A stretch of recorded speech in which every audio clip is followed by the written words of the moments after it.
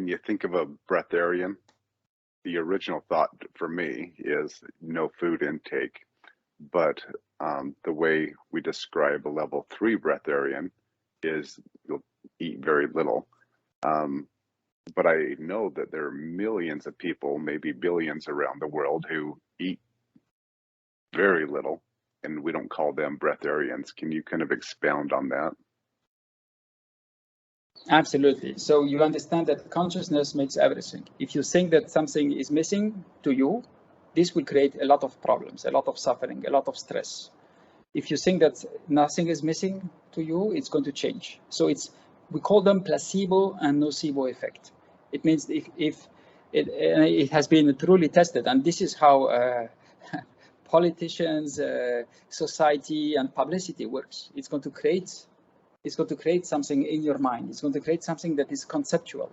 It's going to create a desire. It's going to create a wanting, an expectation. And until you don't fulfill that expectation, it will not. When you fall in love, everything changes from a day to another. The state of love brings you to, I had problem yesterday, they don't no longer exist, but the problem is still there, but you're just in another state of consciousness. So this is what is happening with people who know that they are what they are doing. You know what is feeding you. It means there's a lot of difference that to go to a lunch just because you need to go to a lunch because you have done, if you don't do it, it's just not normal. You're going to suffer, you're going to be in pain and it's dangerous. Or you go to a lunch with not the need of going to the lunch, but just to enjoy the presence of anyone else, the Breatharian states. It means when I go to eat, I always ask myself, why should I go and eat? Because I really don't need to eat solid food. The reason why I go, it's a conscious experience of the same reason why we go to party on Saturday night. You know, you're going to go to party and you're going to have a bit of maybe a beer and you're going to enjoy the dancing.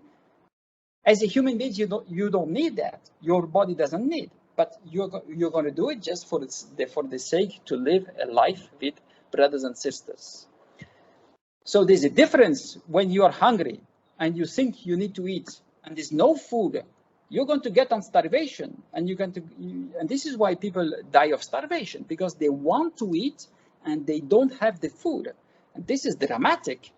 But if you are not on starvation, if it is a conscious wanting and that you feel good with it, and it is not a privation, and you need to verify that your body is not on privation. And the way you're going to verify that is that you are not losing weight. Because if you're losing too much weight, it means you are going on anorexia nervosa. And this is a big problem.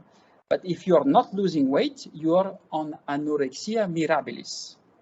This is the second Latin word. And this is Breatharianism, anorexia mirabilis.